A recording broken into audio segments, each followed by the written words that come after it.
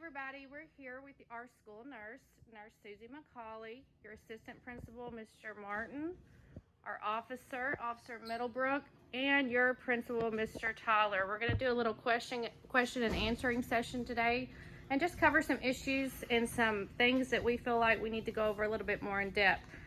First thing we're going to tackle is lunch procedures with Mr. Tyler. So Mr. Tyler, there's a lot of us in this building. Can you tell us a little bit about what you expect for lunch? Okay, we have 3 lunches this year. It's 4th period for 7th grade, 5th period for 8th, and 6th period for 9th. Of course, we start each of those out with a little advisory for about 10 minutes, and then you go to lunch. And then when that's over, you go back to that same class, if possible, to have your next period class. On your way to lunch, be quiet and be quick. Walk to where you're going, get there, find the shortest route to get there. Some of you haven't found the shortcuts yet. Talk to your teachers about that. Teachers, be sure you talk to them about the shortcuts and the fastest way from your class. For example, if they're in the math wing, there's no reason to come all the way down the main hall when they could walk right down behind the band room and between there and the library across there to get to the lunchroom. On your way back, be extremely quiet. We have classes going on at times, so when you're walking back from lunch, get there quickly, find that shortcut again, and get back to there as quick as possible. Also, when we're at lunch, make sure you get there and you stay down at the lunch area. There's restrooms down there. It's a good time for you to take a restroom break if you need to. It's a good time to eat, to visit. You can get your phone out once you got your lunch. You can look at your phone. Do not take pictures or anything with your phone. No videos with your phone. It's just for you to have a chance to catch up on your stuff with your phone. So let's all enjoy our lunchtime and follow those procedures. And you'll be dismissed when lunch is over. We have duty personnel that'll take care of that. So always enjoy your lunch. Be sure you go through and get a tray. Find something you like. If you don't like something, give it to someone else. Move along. Thank you, Mr. Tyler. Okay, Officer Middlebrook, tell us a little bit about pickup and drop off and things that you think the students need to know, and maybe also tell their parents about. So I'm Officer Middlebrook. I'm your school resource officer here. I work for West Memphis PD.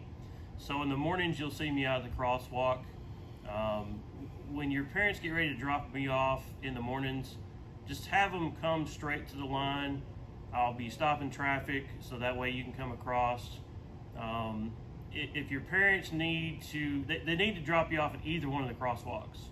The stopping in front of the middle of the school and letting you out, you get out of a car, these people are not paying attention. They're on their phones, they're listening to radio, or they're dealing with other kids. They're not going to pay attention to you when you run across the street. You're going to get run over. If you come to either one of the crosswalks, we can get you across there safely. Same thing in the afternoons, your parents are waiting. Come to the crosswalk and go across. Don't just dart out in front of traffic because they will not pay attention. They will hit you. Okay, that sounds great. So students, just make sure your parents know the procedures, and if they have any questions, they are more than welcome to call us at West. Which reminds me, we actually have someone on campus that was actually hit by a car once because someone wasn't following directions. We're glad to see you're okay. Also, when your kids tell your parents in the mornings when they're getting ready to drop you off, please don't stop in the middle of the lane of traffic. Go all the way over to the curb, pull as far forward as you can, and that way we can get you out safely and y'all get your parents back merging into traffic. Please don't stop in the middle of the road. Awesome, thank you. Okay, Mr. Martin, tell us a little bit about some conflict resolution, just some things that we want to pay special attention to make sure that we're all getting along and following all of the rules and being kind. A couple of quick things, just bullying. You just don't be nice to people, whether that be on social media, face-to-face, whatever. You don't know what people are going through, and that little meanness that you express to that person could drive them over the edge, and we don't want that. That's wrong. You wouldn't want somebody doing that to you or your family, so don't do it to anyone else. Try to get along with people. If you don't have to all like you don't have to all like each other. We've got to treat each other with respect. We'd love for everybody to be friends, but that probably won't happen. Know that you are responsible for your own actions and your own words. So there's nobody else to blame but you on how you react to a situation. So let's all get along. If you're having a problem with another student, come talk to us. Let's talk it out. That's what civilized people do, and let's be civilized people here at West Junior High. Awesome. Thank you so much. Nurse Susie, tell us a little bit about things that we need to know as far as you're concerned with medical stuff, procedures, and also when you're available. Hey everybody, I am going to be here this year in the morning. So every morning at 8 o'clock I'll be here and won't leave until 11:30. That's when I'll go back next door to Bragg. Couple of things I just want y'all to remember. You cannot carry any medications on you. If you need a Tylenol or an ibuprofen, I've got those in my office. Miss Perini has those as well. You just need to come to our office. We'll get in touch with the parent and we're glad to give you something. Please don't carry anything on you. You don't know what someone else is allergic to, and we just don't want to be playing around with medications here. If you have an inhaler, you're welcome to carry that.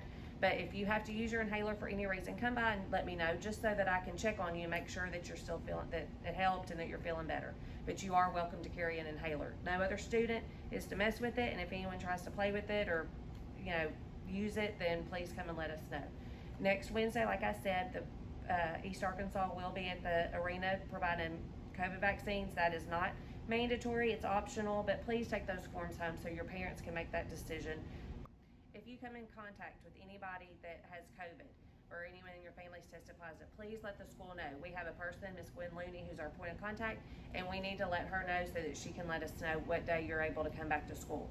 But if we all keep these masks up and do that during the day, hopefully we won't have any quarantines. That's what's going to help keep us safe.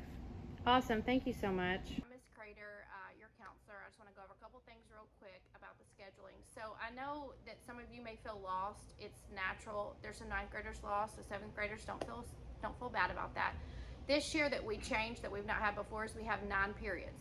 So the key is keeping up with what period you're in so that you don't skip one. But if you skip one, it's fine. It's going to take us a few days to get all the kinks worked out, and you just need to follow your schedule. If you need another schedule, I can print it, or either secretary can print you a new schedule, but by the end of the week I think you'll have it memorized and you'll be great.